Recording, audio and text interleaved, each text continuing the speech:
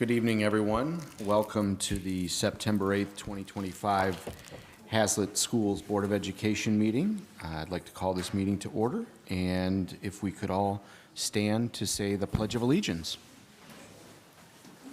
Pledge allegiance to the flag of the United States of America and to the republic for which it stands, one nation, under God, indivisible, with liberty and justice for all. Thank you for everyone being here this evening. We will move on to the superintendent's report.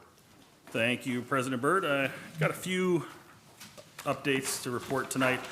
First, I just want to remind the board members that our welcome back dinner is scheduled for Monday, September 22nd, 2025. We'll gather in the Middle School Media Center at 5 o'clock. Jim Davis, our food service director, will be preparing the meal.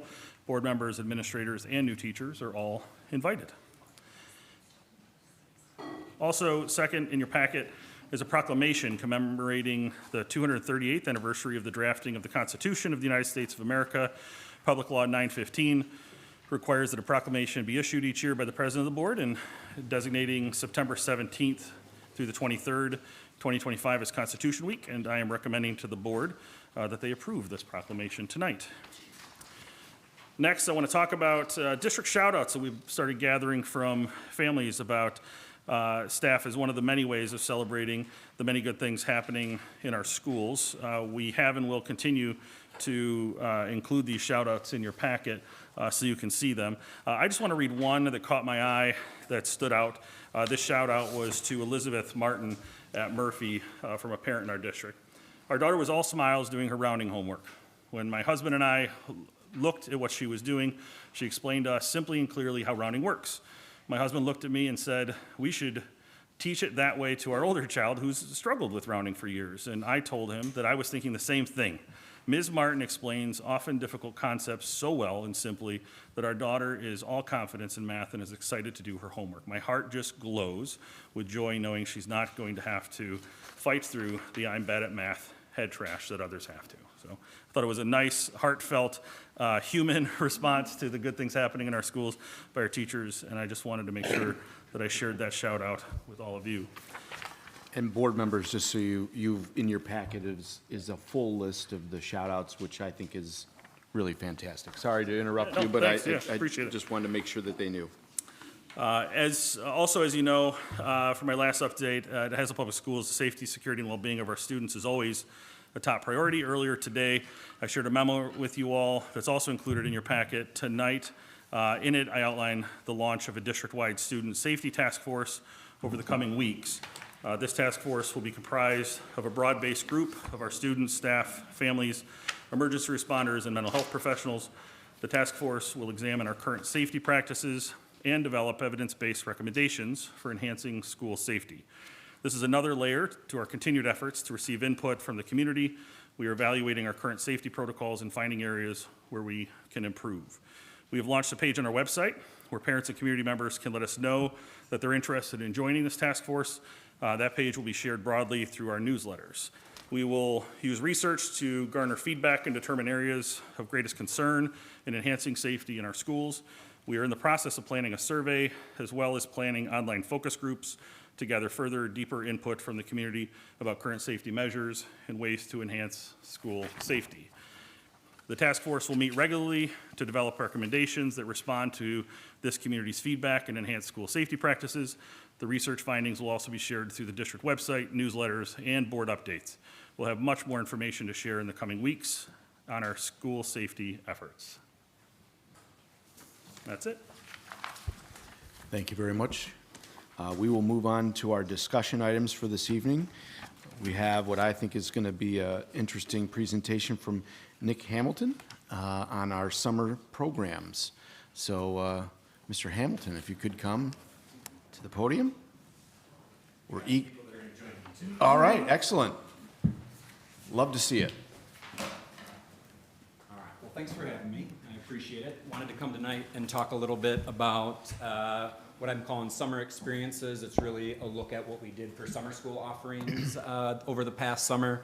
There was a little bit of shift this year from what's kind of happened in the past 5 years, being that some of the ESSER funds that were available previously that were used towards what we call summer school are kind of no longer there, right? And so we were forced a little bit to look at our practices, what we do with the summer experience for our students. So what we did was we challenged our principals to say, hey, how can we kind of leverage all the best practices of what we've learned over the last 5 years and what we did with some online learning experiences, and how can we leverage those into experiences for our students now in a little bit more of a cost-effective manner, still holding true to form that we want to leverage the experience that our students have, build on what the students are already learning, so enriching what they're doing, and then also recoupment or recovery for some of those students that need that. And in doing so, what the principals did was they went back to their building teams, had problem-solving conversations with their staff about what was true to what each building needed for the summer school experience. They came back with proposals to Patrick, Diane, myself, to say this is kind of what we would like to use as our summer learning experience. So what I'm going to do is go through every grade band and kind of what we did. I have two teachers here who helped build out and put together a pretty comprehensive offering at the high school that I'll let them speak to when we get to that slide. But really the focus for us was to focus on credit recovery, advancement, enrichment, and transition and support. And so you'll see that in some of the ties that we made within our schools over the summer. One of the things that we found during online learning during COVID was the lack of engagement of in-person offerings and time to connect on a human level, right? So that was built into each one of our grade bands. Overall, always the summer is going to be to focus on enrichment and enhancement of what is already there, but also to try to eliminate that learning loss, okay? So what we're going to do is I'll let these two young ladies speak on the two different things that we had going on at the high school. This is Erin Rooney and Diane Littleton, and I'll let them kind of take over, and then I'll jump back in when we get to different grade bands, okay? Okay. You want to go ahead? Sure. Hi, I'm Erin Rooney. I'm part of the credit recovery team at the high school. Been part of this team since 2010. We had an incredible summer. We had 84 students who actively came and showed up. Of those 84 students, we had 67 of them completely get on credit, on par with where they should be with their graduation credit. So that means that they completed all of their classes. Including in that group were 2 seniors who were still finishing up after they walked the stage at Breslin. They promised me that they were going to be there that next, Monday or Tuesday, and they were. And they finished up, and so we had everybody finished by June 30th. We recovered about 202 courses, which is great. Just for perspective, these are the numbers that we had prior to 2020. So that's a really great number for us to have. Any student that didn't finish up, they are now in a class at the high school, or they're actively talking to us about how they're doing it. The other day I was walking in the hall and I looked at a kid and I said, hey, you still need to? He goes, I had some extra time in class. I'm going here to finish it now. And so if you were walking there, you'd be like, what happened? But he knew he had to finish up this one class and he was going to do it. So it was just really a great summer, and I loved talking about it because it's a really positive program. We talked a little bit in the strategic plan about like grit and perseverance, and we talk a lot about finishing what you start. Like you've been asked to finish a task, and maybe you take a little bit longer to finish that task, but you're going to do it. And so we had a really great summer, and thank you for letting me speak to it. Thank you. She's a little taller than I am. My name's Diane Littleton, and I'm a resource teacher at the high school.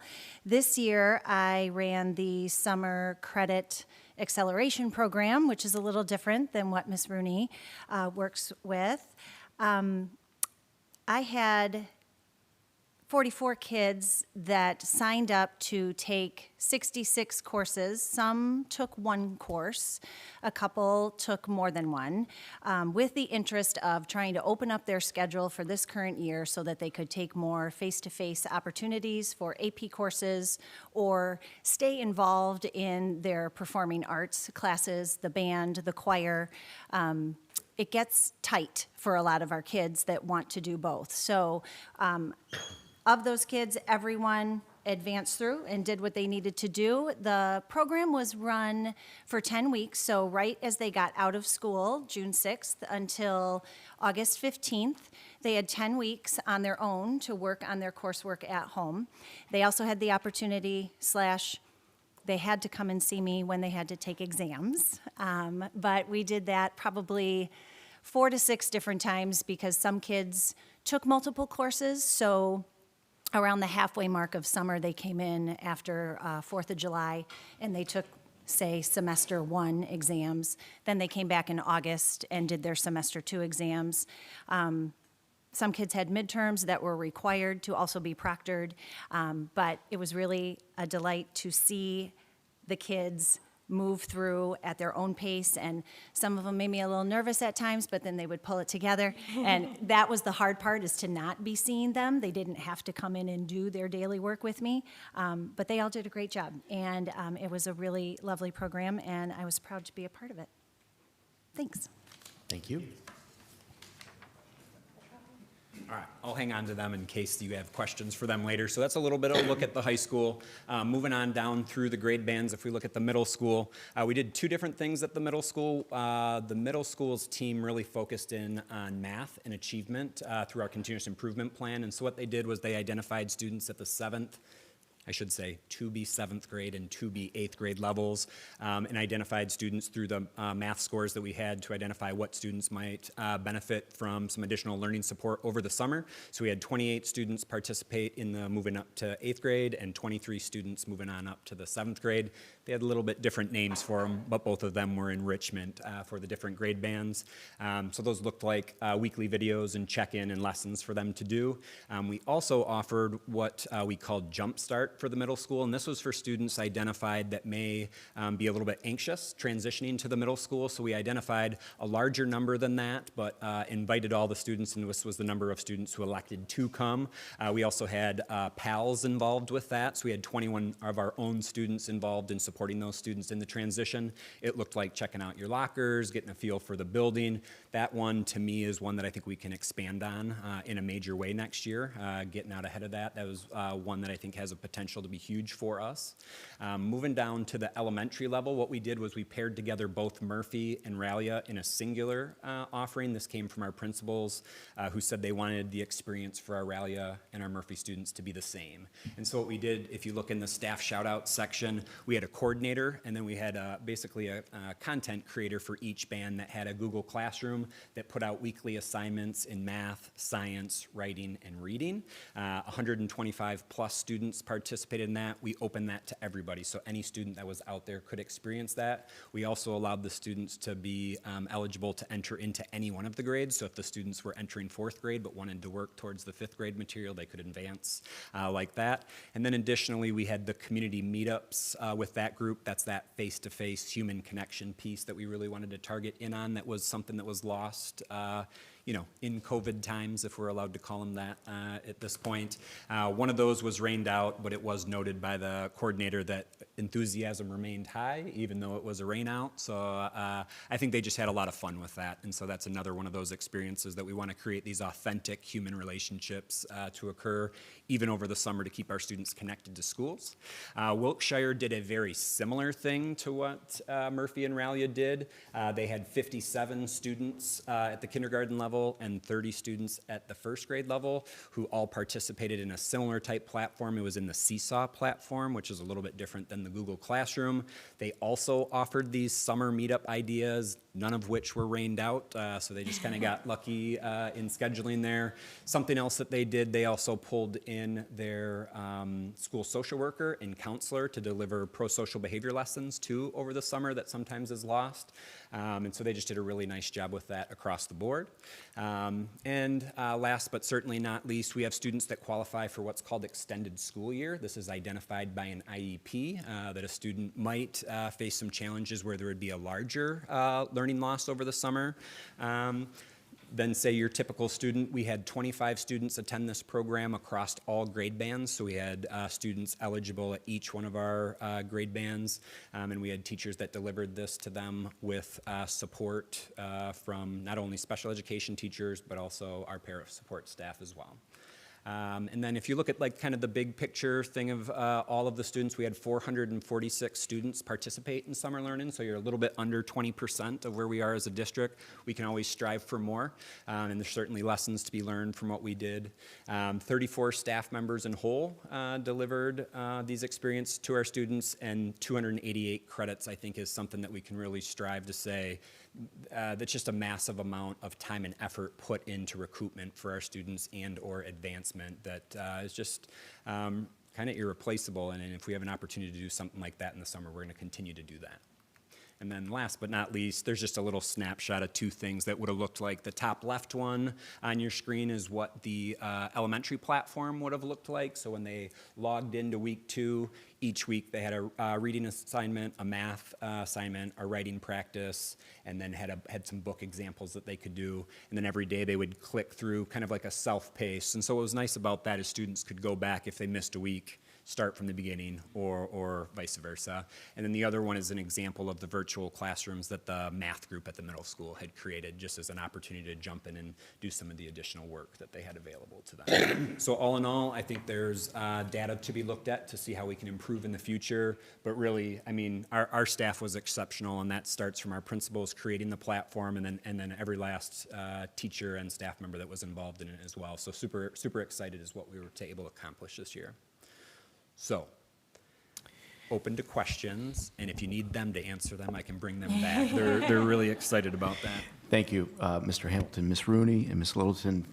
Thank you for, I think I've kind of mentioned this before in the past, but it bears repeating. You had 34, of our dedicated team working, and just another reminder that our teachers, our educators are not just bell to bell, fall to spring. They work after the bell, they work during the summer, and they do a fantastic job. So it bears just repeating that again and thanking them for their commitment to our students. So I just want to say that to start out. So any board members have any questions for our three presenters? So it seems like it's pretty flexible. Was there any conflicts that you found with family trips or kids maybe not showing up or needing to make stuff up or stuff like that? Can you speak to that? Yeah, so it was built to be flexible. I think the challenge for us is finding ways to incorporate more students no matter what the reason is. So they were built that way. But when I look here and I say, hey, almost 20% of our students participated, we would love to raise that. And it's for different reasons why they weren't participating, whether it was trips or we weren't able to communicate effectively enough to get people to the table. We were handing out Chromebooks to families upon request, so we were giving access to materials. But I still think it's a challenge for us as a district to figure out how can we raise that, regardless of what we did that could have been a positive impact in the first place. It's still a challenge to figure out how to get more families involved, is what I'm saying to you. It sounds like we made it pretty easy, though, so.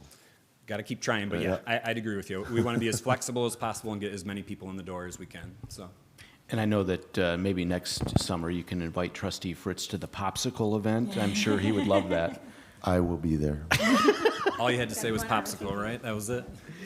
I just have a comment, just because one of my students, my daughter, used the program for the first time this summer, and it was so well organized and flexible. And we did go on a big family vacation, and she brought her Chromebook along and was like, I have to do this, and I was like, okay. So it was very flexible and self-paced and organized, and there were weekly emails with updates for parents and students. And so I think it's just a fantastic program for all of our students, the whole range, and thank you very much. Yeah, I will follow up on Vice President Collins. I had a student who took 2, and partially because of what he needed for his requirements, and appreciated the flexibility of when he started, wrapping up before band camp. All of that was good. I did want to ask, with the credit acceleration in particular, because if I remember, I don't remember what the fee was, but there was a fee for enrolling. Yes. Do we have resources available for our students where that fee might be a barrier to them being able? We did offer some scholarships this year at the high school. And yes, it is a cost, and that's a big difference between the program that I ran compared to what Ms. Rooney does. Credit advancement, that's like if you would like to, so it's not like a have to. Her program was a little more, you have to. We need you in here because we need you to get these credits so that you can graduate. That's a no-cost program. So you can come in anytime. Yes. So I just wanted to say thank you to everybody who invested time and energy into this project, because I know there's a lot of work that goes involved in contacting families, getting the students to buy into this and to participate. Mr. Hamilton, you said something about wanting a more percentage. Do you have an idea of the percentage goal that you'd like to reach? Yeah, I think what's challenging about that is, you brought some pieces up about trips and stuff like that. There is a component too where, summer is somewhat sacred to some people. There were times where we just shut down and were not actively involved, where my girls were not involved in school, and I think that's okay too. And so I think the challenging thing about what you're asking is, we don't want to set this bar of 100%. I'm just using the highest bar you could set to say this is the expectation or what we're shooting for, when I don't know that that's the experience of what the families truly do want in that. And so I would say we need to eliminate barriers to create access to everything for those that are there. I don't know that I have a set number, and I know that sounds a little wishy-washy, but I do know that we even have students who are eligible via their IEP for extended school year, and families say, we appreciate it, but summer's summer, and we're going to go do summer things. And I think to some varying level, we have to respect that, but we do have to dive deeper into the kiddos that do probably need a little bit more enrichment, right, and try to unpack the barriers that are there so we can get them in the door. So I don't have a number per se, but I do think we could shoot higher and get more kids involved. I think that's a fair growth edge for us.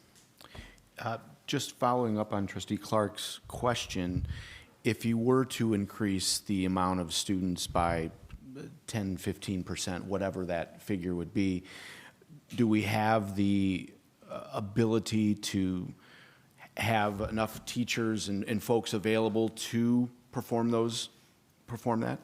Sorry, I started nodding while you were answering. Yeah, no, that's okay. But yeah, absolutely. Especially with the flexibility that we allowed with it, I think you could increase the number of students at every single grade band. There might need to be a little bit of an increase in hours, but you could exponentially increase the amount of students, with access to it without creating an absurd amount of hours. Gotcha. Thank you. Anyone else have any questions? Thank you very much.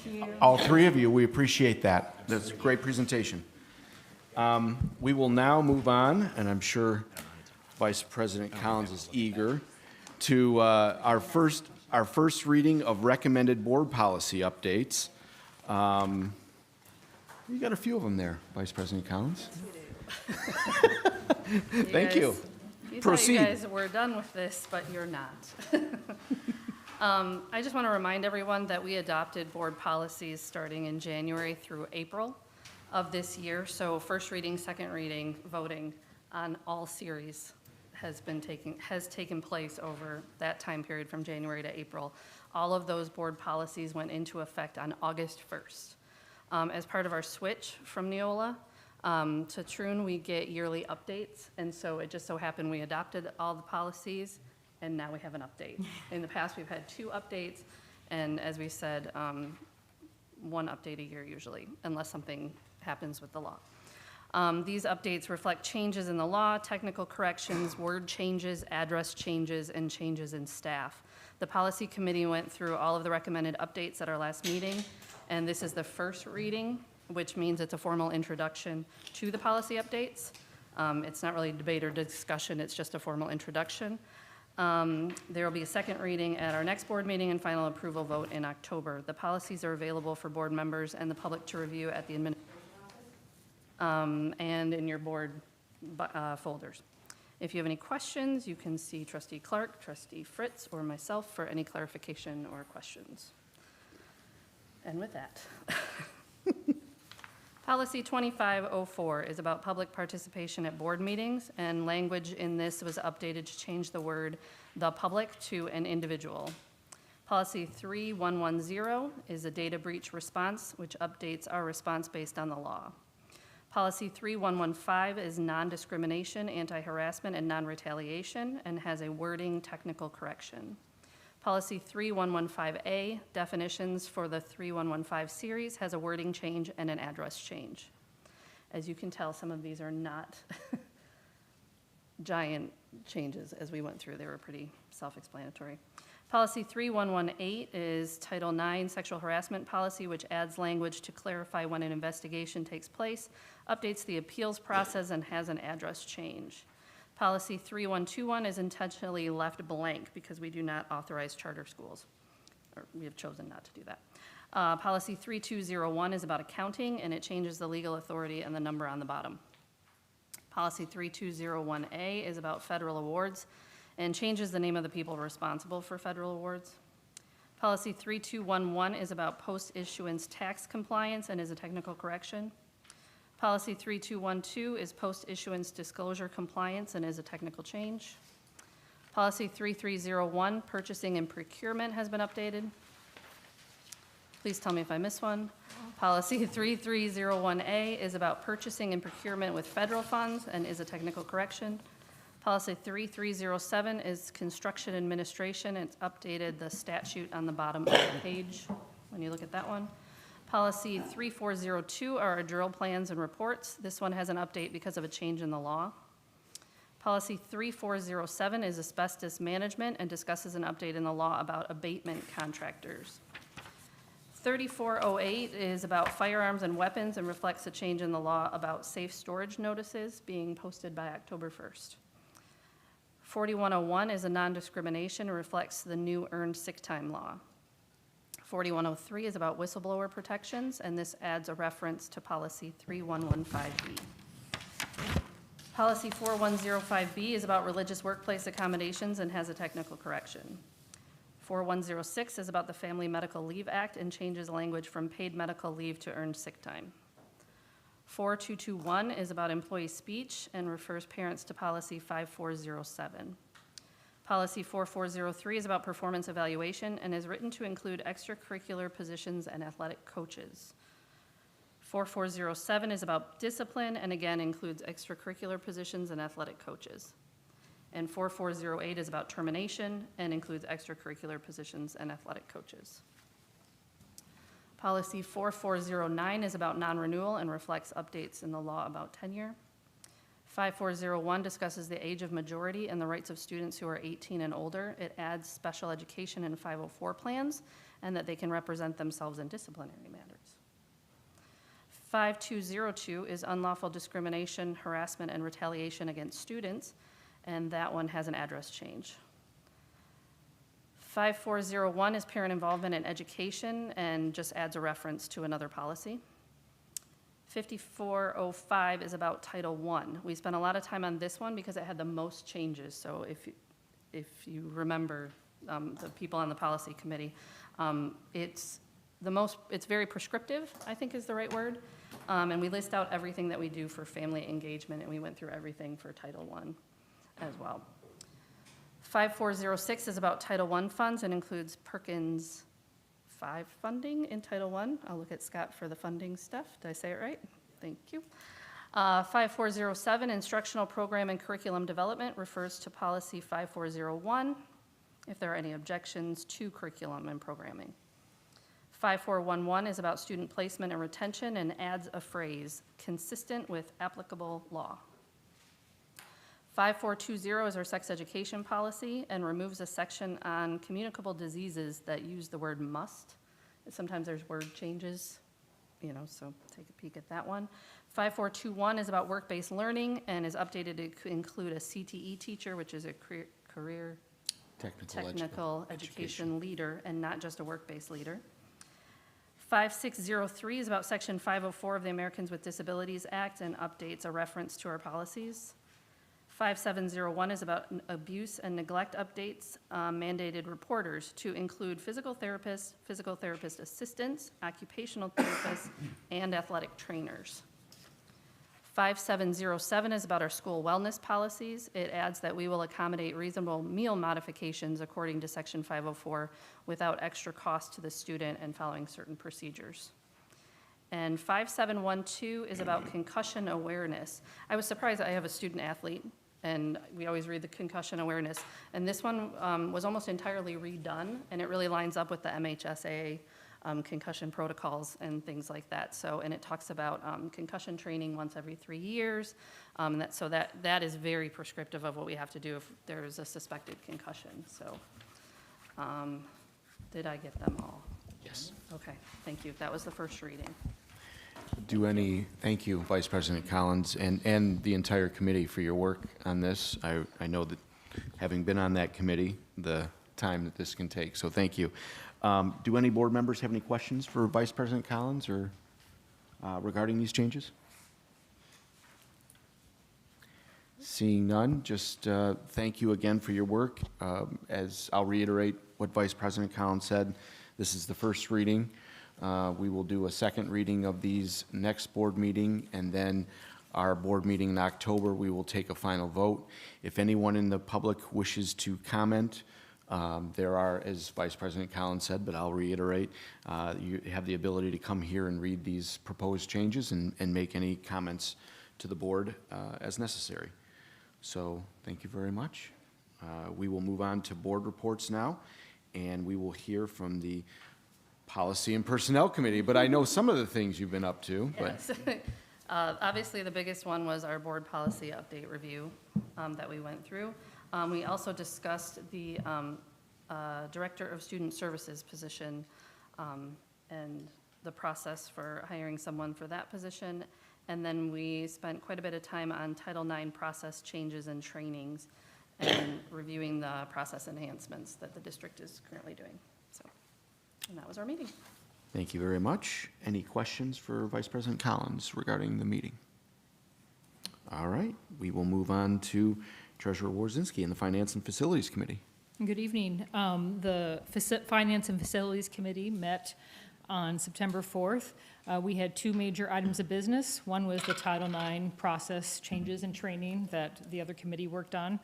Our second item was the financial audit update. Our Director of Finance reported our preliminary audit results, and we are at a break-even position for the 24-25 school year.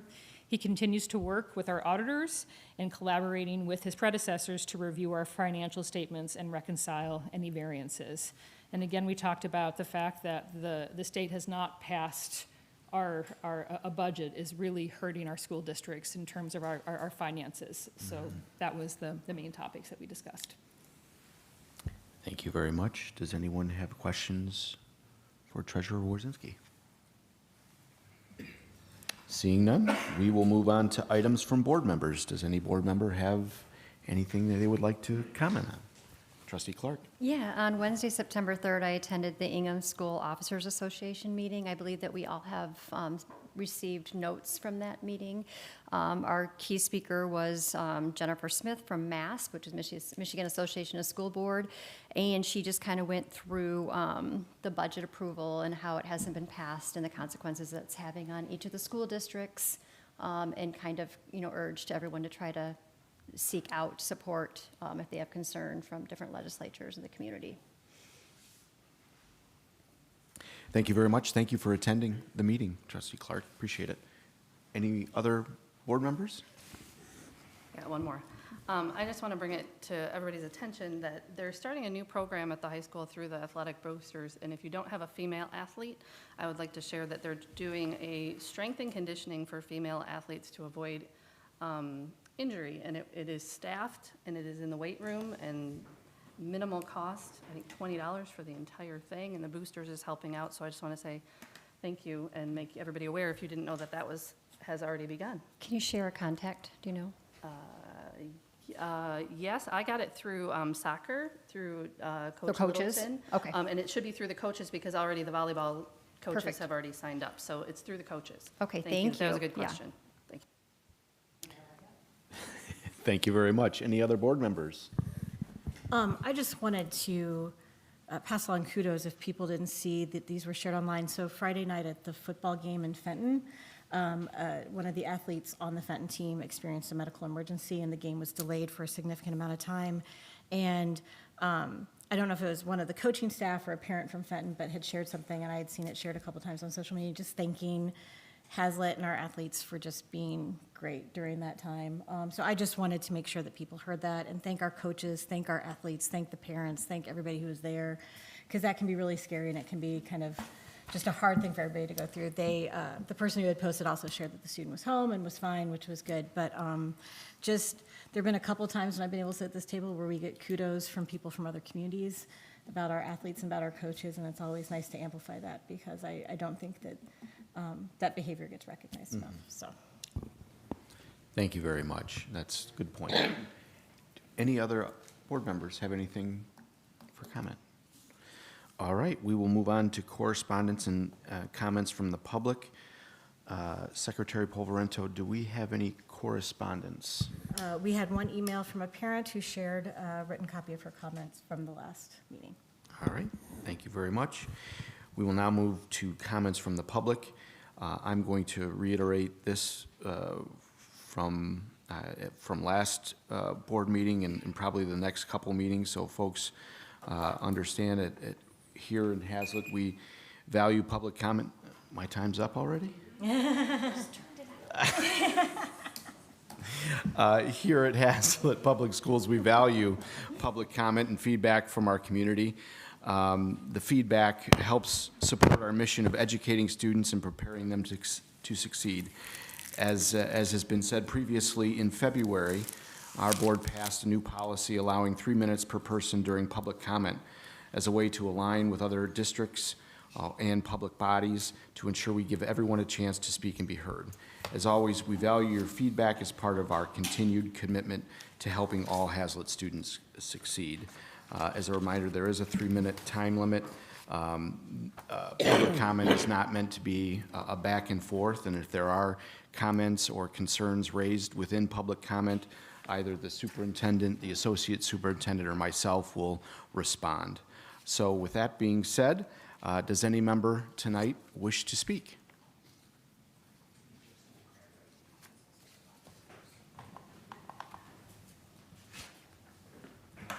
Just forgot my pen.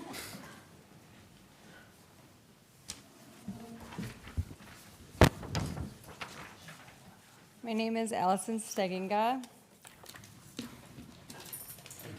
My husband's handing out a copy of the email we're going to read tonight. Thanks, ma'am. I have a couple children at Murphy Elementary. The following is in response to an email request from our meeting with 4 families to discuss creating a student safety forum.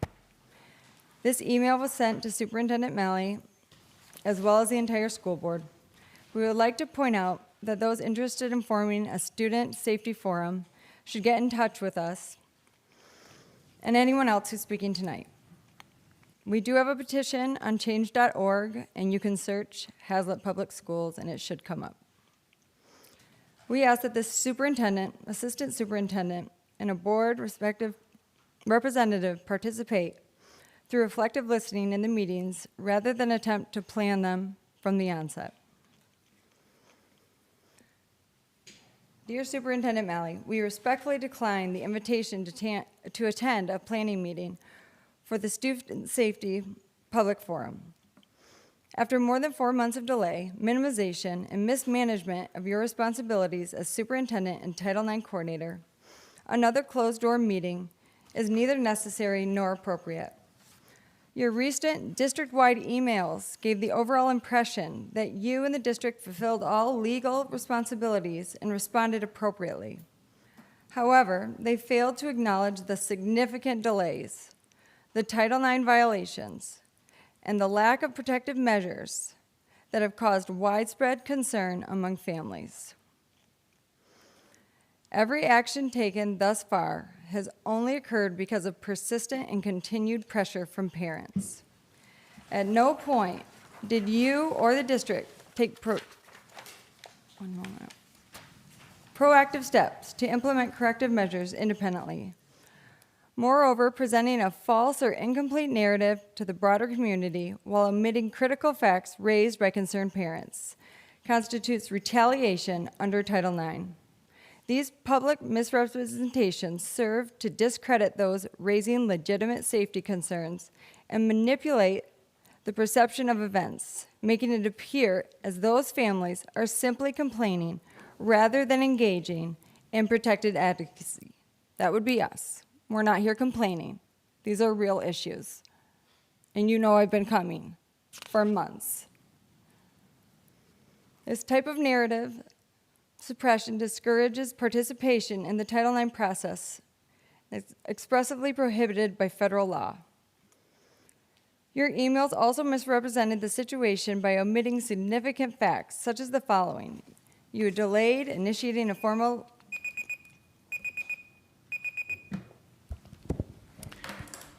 Thank you very much, and I know I appreciate the written comments being handed to us as well. So, does anyone else wish to speak this evening?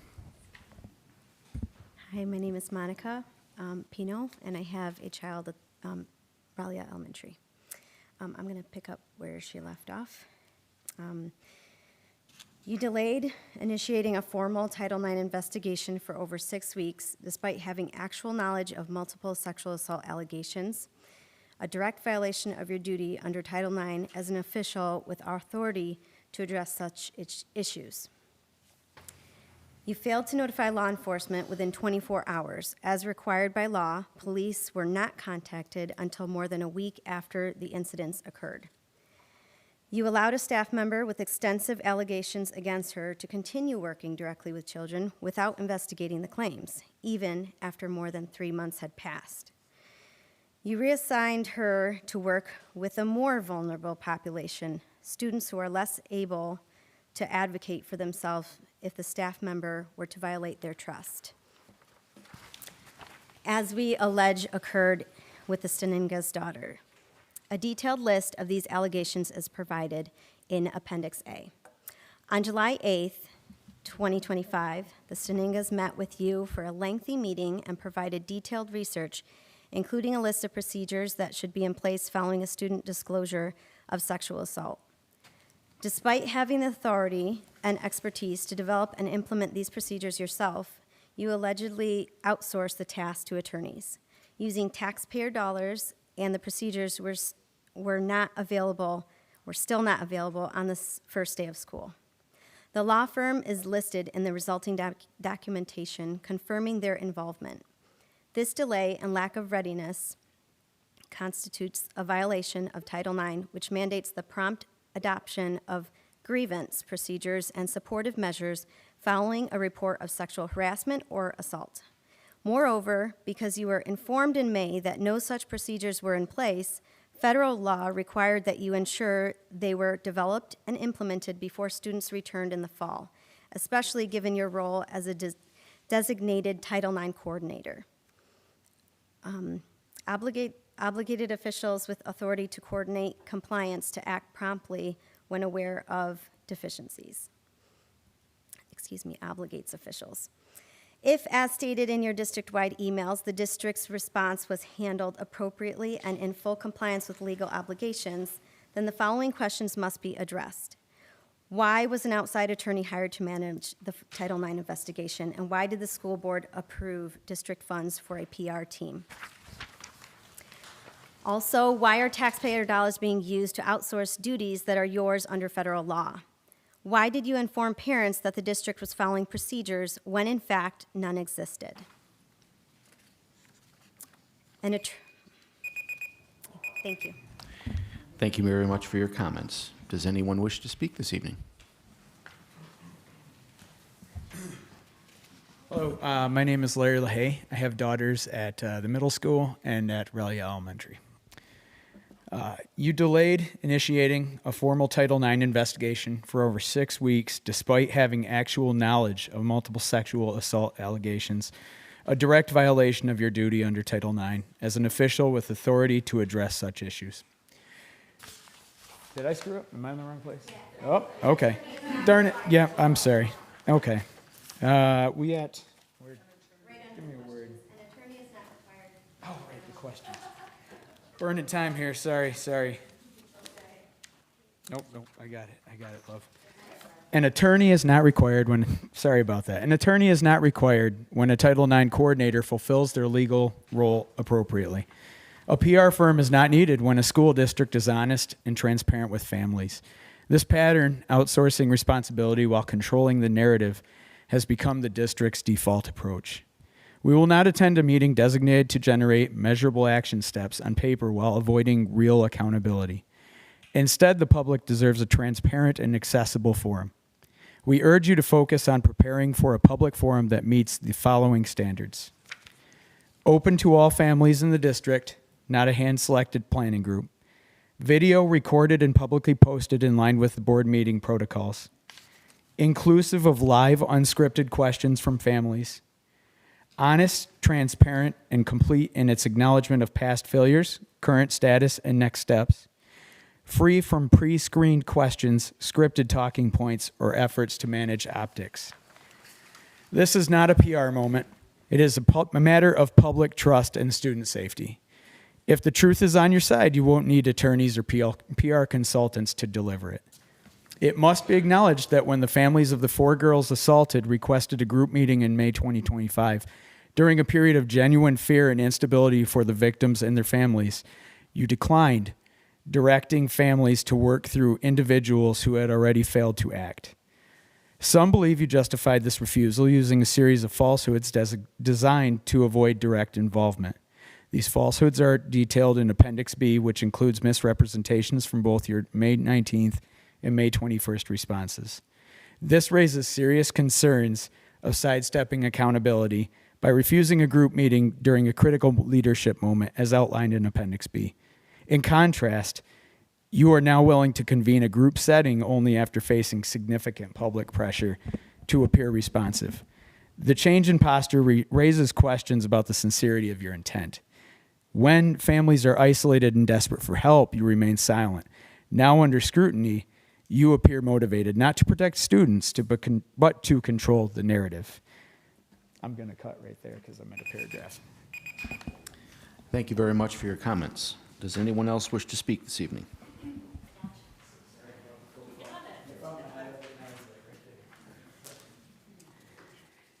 And he highlighted it.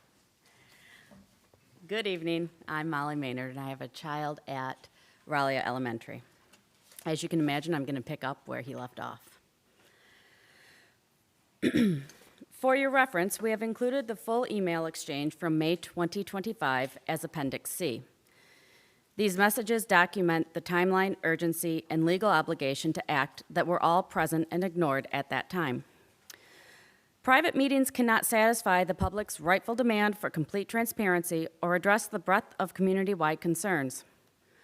While the superintendent should be organizing a public forum in the interest of transparency, he appears instead to be orchestrating yet another private, non-transparent meeting behind the scenes. A strategy that suggests influence from the district's PR firm, likely aimed at controlling or avoiding a public forum rather than demonstrating a genuine commitment to accountability. Taken together, these actions and failures constitute deliberate indifference under Title IX and federal law. Respectfully, Allison and Matt Steginga. I will go on to read Appendix A, Summary of Social Worker Violations. As you recall, this was referenced earlier. Despite being a licensed LMSW and mandated reporter, Murphy Elementary's social worker engaged in multiple acts that violated Title IX, Michigan Child Protection Law, and professional ethical standards. Public hallway questioning of a known victim. Interviewed our daughter in a common area while classmates passed by, despite knowing 2 other girls had disclosed genital groping by the same boy. No opportunity for victim statement. Our daughter was never asked to describe the assault in her own words. Pre-framed the incident as a little accident, minimized the disclosure, and introduced investigator bias. Framing genital touching as an accident was unlawful. Genital contact cannot be dismissed as accidental. This framing violates mandated reporting law and federal sexual harassment definitions. No documentation and no CPS report. Despite legal duty, the social worker created no record and failed to report. Misled parents. You told Allison Steginga the incident was an accident, and she omitted mention of genital contact and other victims. Returned victim to classroom beside assailant. No separation, no safety plan, and no interim measures implemented. Concealed key facts when leadership misrepresented the number of victims. Failed to correct Mr. Hatch and Ms. Lindbergh when they falsely stated on May 28th that only one child had reported genital contact. Ongoing pattern of willful negligence. Her conduct places her state license at risk due to statutory and ethical violations. Going on, Appendix B, falsehoods and contradictions in Superintendent Malley's May 19th and May 21st emails. The first claim, Mr. Hatch is the best person to talk with about student safety. This is a falsehood. Hatch is not a trained Title IX coordinator and lacks authority under federal law to ensure compliance with Title IX. Designating him as the best person undermines statutory obligations of the superintendent and the Title IX coordinators. You see there the legal reference. Claim, we meet with families individually to maintain privacy, or we meet with families individually to ensure privacy. It's a falsehood. Title IX does not prohibit group meetings when requested by parents or guardians. Framing privacy as the reason to deny group meetings misrepresents federal law. There's your legal reference, and I'll stop now because someone else is coming up. And I'll note that a 10-year-old daughter is sitting in the back row. Thank you very much for your comments. Does anyone wish to speak this evening?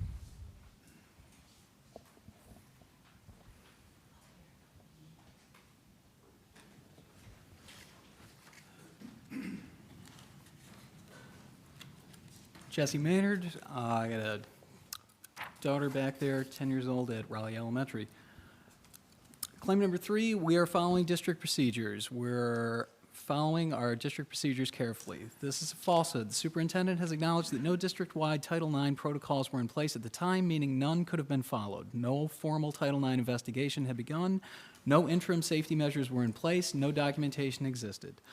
Claim number 4, I only get involved when Diane has a conflict of interest. She, meaning Ms. Limbert, serves as the lead Title IX coordinator. I serve as the secondary coordinator. Falsehood. Title IX does not recognize secondary coordinators with reduced duties. All designated coordinators share equal responsibility and act promptly upon actual knowledge. The framing diminishes the superintendent's equal duty.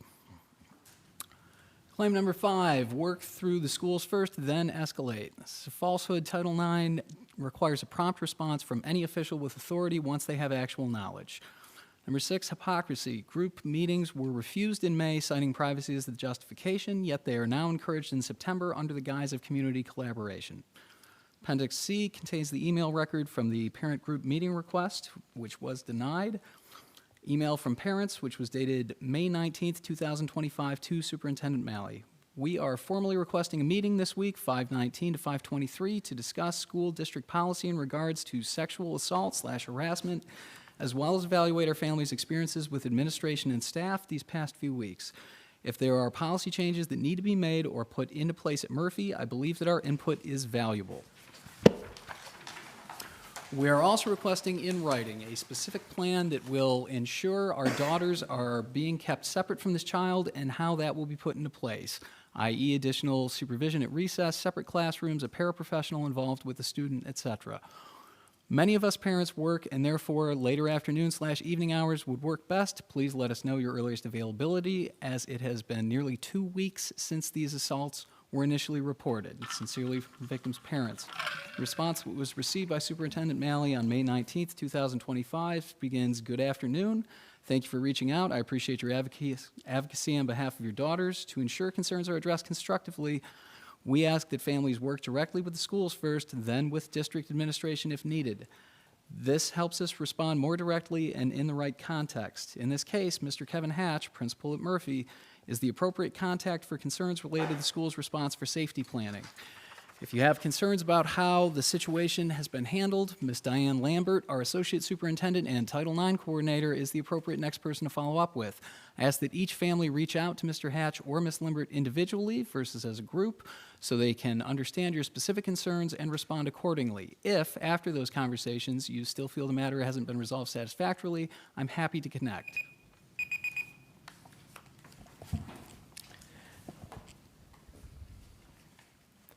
Thank you very much for your comments this evening. Does anyone else wish to speak?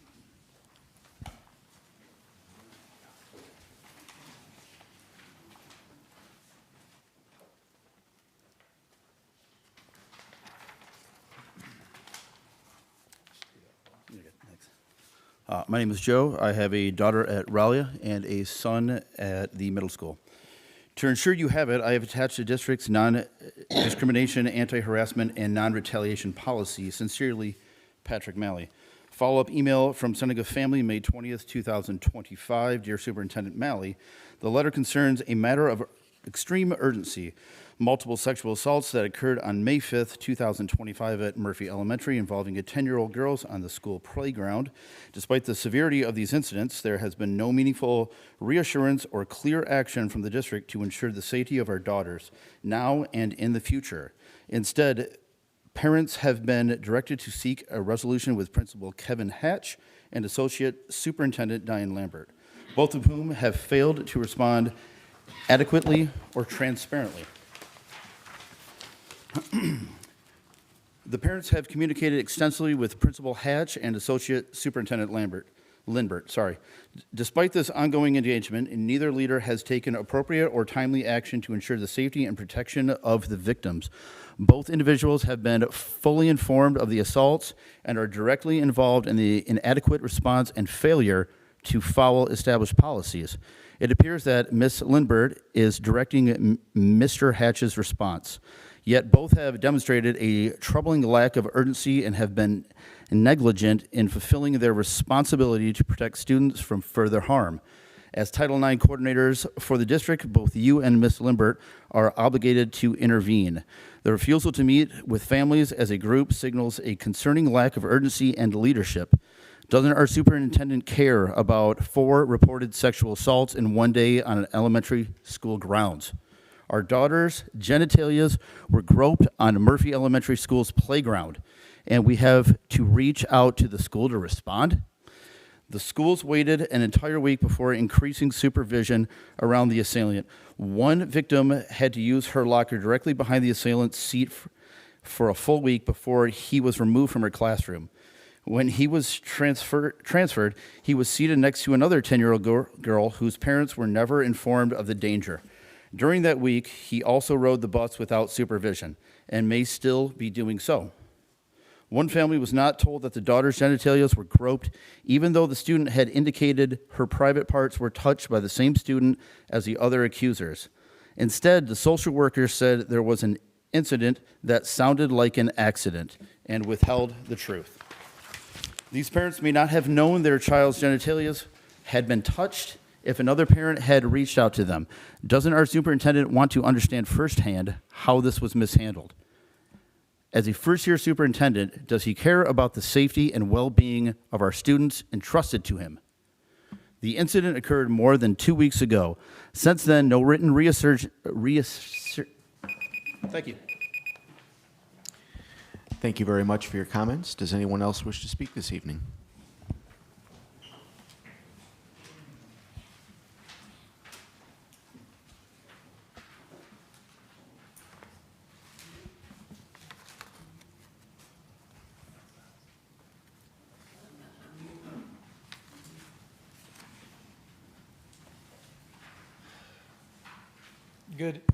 Good evening. I'm Matt Stegginga. My daughter is a student at Murphy Elementary. I'm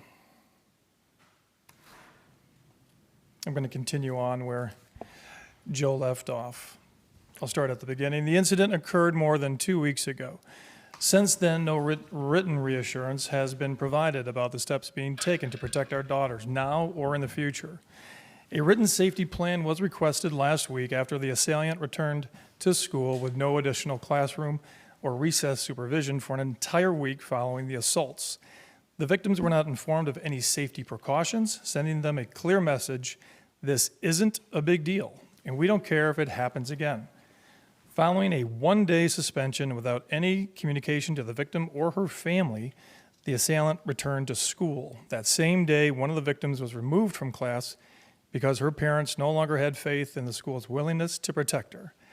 Her ability to learn was already compromised by having to sit near her attacker, trying to concentrate while in fear of what he might do next. We're almost entirely certain that neither the student's classroom teacher nor her special subject teachers were informed of the potential risk she faced by being in close proximity to the assailant. Without this critical information, any of these staff members could have unknowingly paired her with a student who assaulted her. It is deeply troubling to consider that a 10-year-old might be placed in the position of having to advocate for herself and disclose details of a sexual assault to avoid further harm. Again, these are just some of the details that need to be shared in order to fully understand how and where there was a breakdown in communication and responsibility. As Title IX coordinators, you and Ms. Lindbert should want to meet with all affected families together. This isn't about blaming. It's about putting the puzzle pieces together to ensure history doesn't repeat itself. Without a group meeting, the school hides behind confidentiality, preventing us from understanding what other families were told, when, and by whom. These assaults were criminal acts. The school's failure to act in a timely, transparent, and protective manner is indefensible. A group meeting is necessary to reconstruct the timeline, verify actions or inactions, and work toward a meaningful resolution. All of us want the same thing: a safe learning environment where students are protected and victims are supported, not silenced.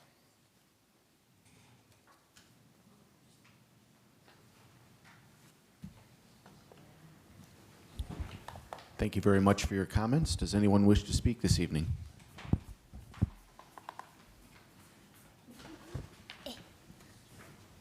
Okay, there. Just no, I'm good.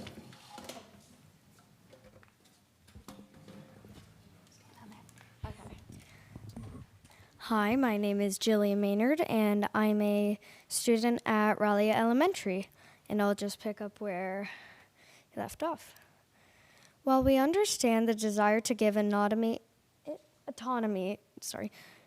to principals and associate superintendents, the should not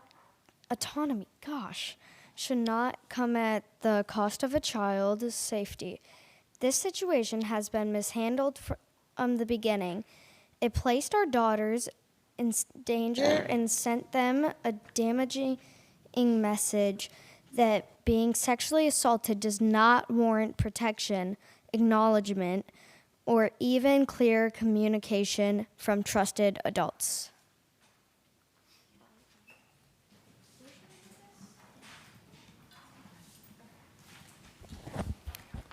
Thank you very much for your comments. Does anyone wish to speak this evening?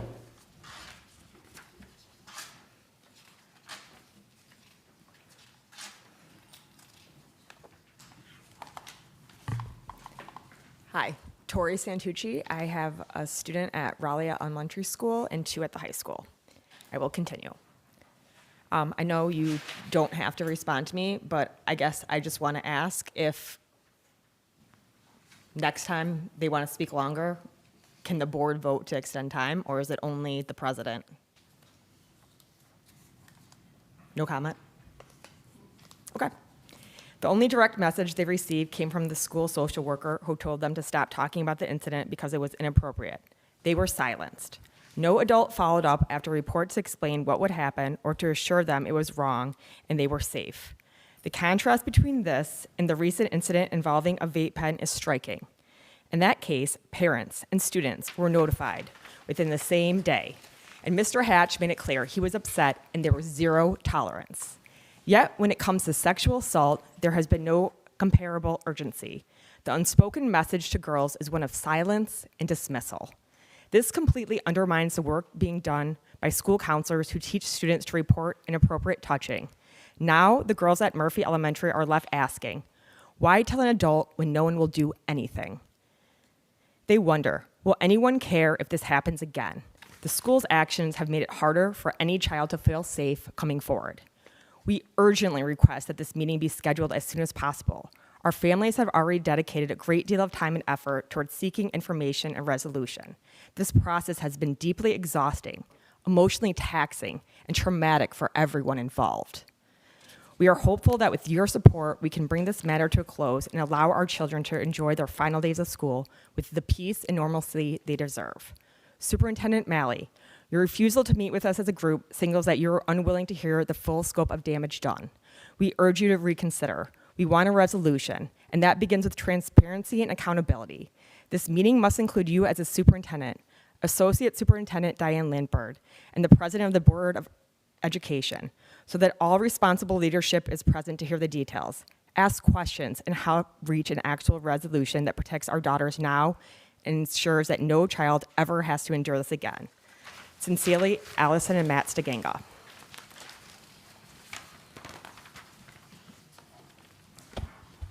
Thank you very much for your comments. Does anyone else wish to speak this evening?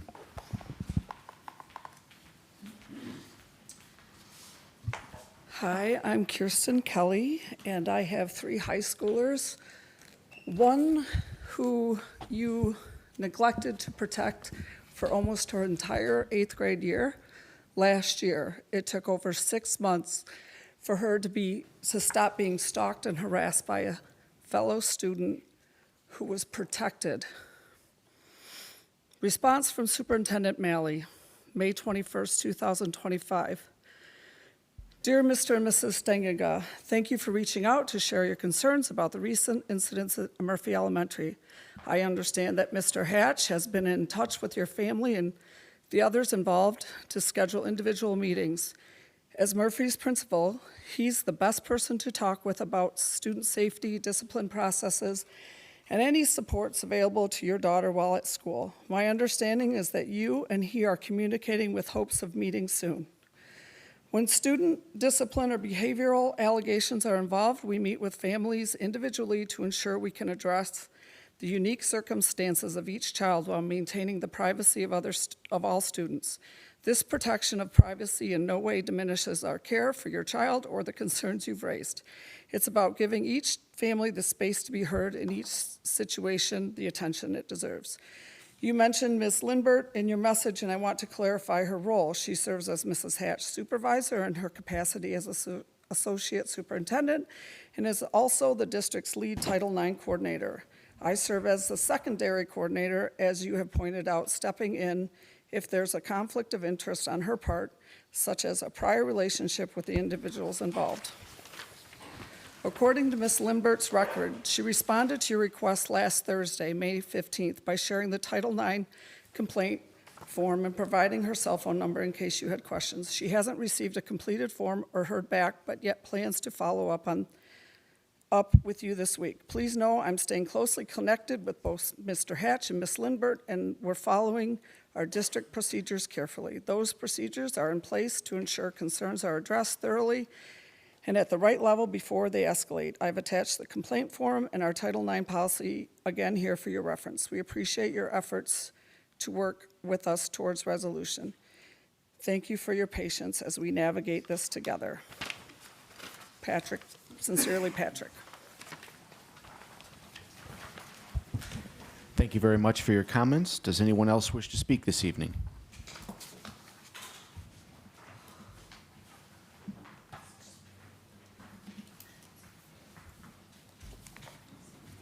Hi, that's the end of those statements, but my name is Sarah Gleese, and I have 2 children in 5th grade at Ralia. My daughter played basketball with the Steigenga's daughter, and so we have a relationship, and we're, of course, surprised to hear this and want to offer our support. And it's been a bit alarming how little information has been given. I understand the need to protect student privacy. However, parents talk. You've seen more and more show up every week to these meetings. And so much to my surprise, we arrived at Meet the Teacher night before school started. to find out that this person who is accused of sexually assaulting 4 girls is in my son's classroom. We have no notice from anyone in the schools. This is actually before Superintendent Malley's district-wide email went out saying that this was being investigated. All right, this child is still allowed to play tackle football, even though I understand that they've been also in trouble for causing injury to other students. Luckily not on my son's team, but could have been. So just the total lack of transparency and the understanding that there are a lot of kids involved. This child needs to get his fair chance at being taken care of, but our children need to be protected in their spaces.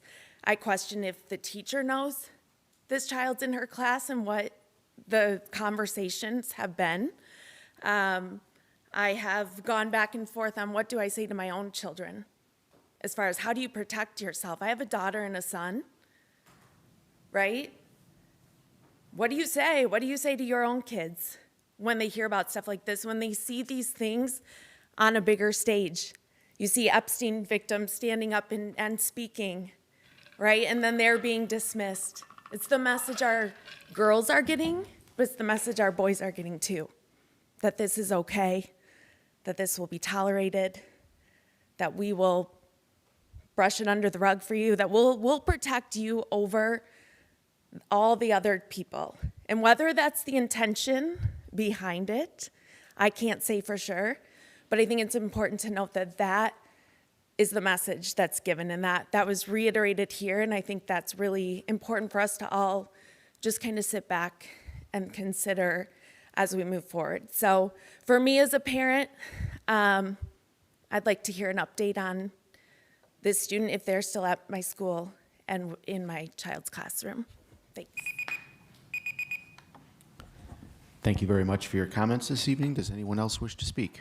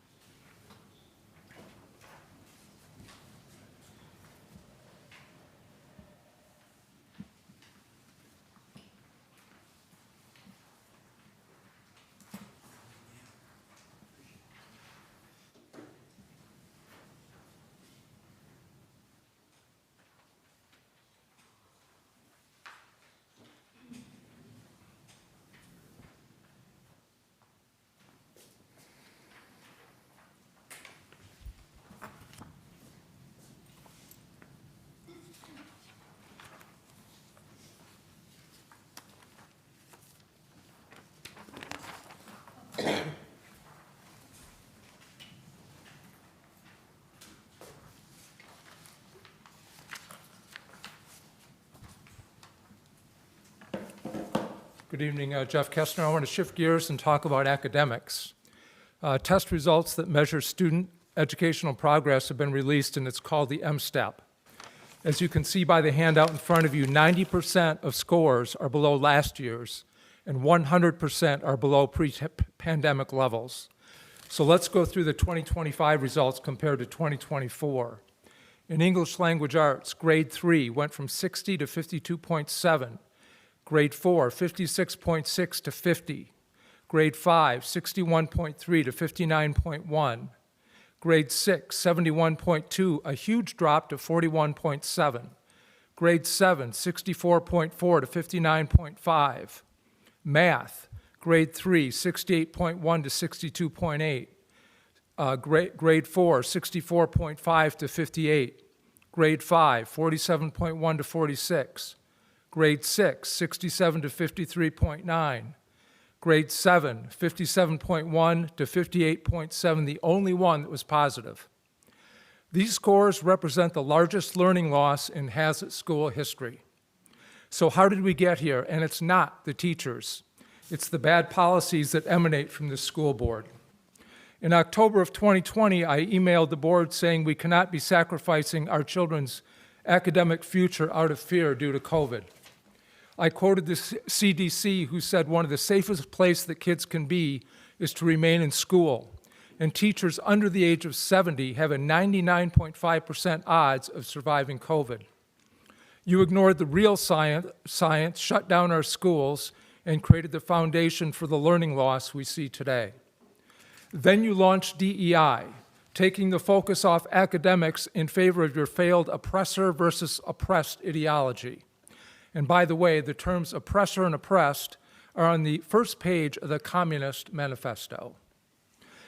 It's fitting that you removed the A+ logo because this district is not the A+ district it was just 5 years ago. This Board of Education exists for the purpose of providing an education for our children and to ensure their safety. But the irony is glaring.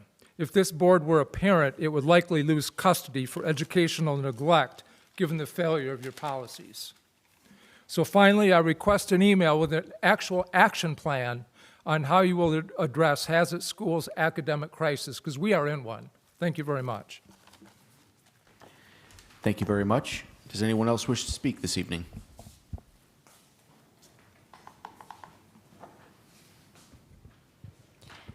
Good evening, Terry Geyersbach, Haslett resident.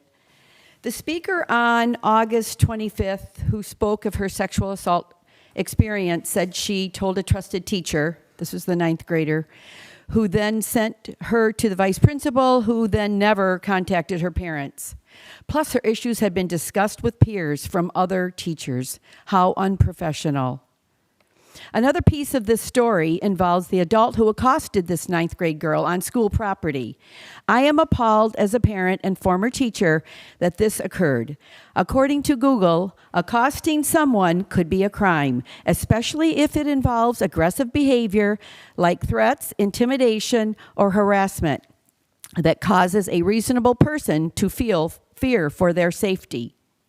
We as adults should set good examples for our young people. Instead of yelling and threatening and making someone cry, it should be better focused on the initial behavior that caused the problem in the first place. I am also concerned about the May 2025 incident and the 74-hour required actions that were not taken by the involved adults at Murphy School. Either the teacher training on this important topic was incompetent or the knowledge was purposely ignored. Either way, your equity goals that MSU introduced back in 2022 have failed these 5 girls. DEI, SEL, and social justice are obviously not working. Leviticus 19, verse 15 in the Bible gives good advice on this topic. Do not twist justice in legal matters by favoring the poor or being partial to the rich and powerful. Always judge people fairly. As a former teacher of elementary, middle school, and special ed students with a degree in the emotionally impaired area, I truly advocate for all students. I do hope the boy that's caused these traumatic issues is receiving outside help he needs. He's obviously crying out for help, but these 4 girls at Murphy School also need to feel safe every single day. I will end by giving my 2 cents worth when it comes to instituting new programs here at Haslett Public Schools. Our community is filled with intelligent teachers and parents with good common sense. We have more than enough resources to solve present and future problems. Please ignore outside advice. If anyone from any higher institution ever again comes knocking on our doors, offering promises of solutions and perfect school plans, keep the doors locked and tell them no thank you. Thank you very much for your comments this evening. Does anyone else wish to speak?